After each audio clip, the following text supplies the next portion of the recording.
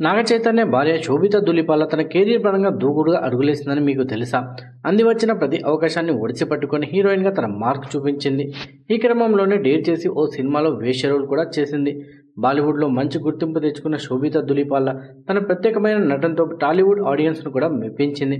అయితే శోభిత Hollywood cinema కూడా చేసిందని, అందులో వేశ్య పాత్రలు నటించిందని చాలామందికి తెలియకపోవచ్చు.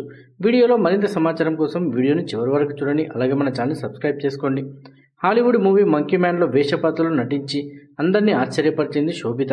రీసెంట్గా జరిగిన ఓ ఇంటర్వ్యూలో ఆ పాత్రపై స్పందించిన ఆమె, సీత అనే కాల్ గర్ల్ పాత్ర పోషించడం తనకు గౌరవంగా అనిపించిందని చెప్పింది. ఈ పాత్రకు సినిమాలో ప్రాధాన్యం ఎక్కువగా ఉండడంతో తాను ఎంతో ఇంటెన్స్గా నటించానని పేర్కొంది. 2024 ఏప్రిల్ 5న యూఎస్లో విడుదలైన ఈ చిత్రం యూఎస్లో సక్సెస్ సాధించింది. ఈ సినిమాలో తన రోల్ చూసి అక్కడి ప్రేక్షకులు ఎంజాయ్ చేశారని శోభిత స్వయంగా చెప్పడం విశేషం. తెలుగు బ్రాహ్మణ కుటుంబంలో జన్మించిన శోభిత ఫెమినా మిస్ ఇండియా 2013 పోటీలో Femina miss India earth title గెలుచుకుంది. 2016లో రామన్ రాఘవ్ 2.0 చిత్రంతో ఆమె సినీ రంగ ప్రవేశం చేసింది. తెలుగులో గూఢాచారి చిత్రంతో ఎంట్రీ ఇచ్చి తొలి సినిమాతోనే తెలుగు ప్రేక్షకుల్ని ఆకర్షించింది. గూఢాచారి సినిమా హిట్ కావడంతో ఆమెపై అందరి దృష్టి పడింది. ఆపై సెలెక్టెడ్ సినిమాలు చేస్తూ తన కెరీర్ను జాగ్రత్తగా ప్లాన్ చేసుకుంది శోభిత.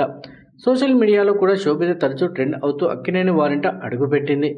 ఇప్పటికీ తన గ్లామర్ లుక్స్తో యూత్ ఆడియన్స్ని ఆకట్టుకుంటుంది.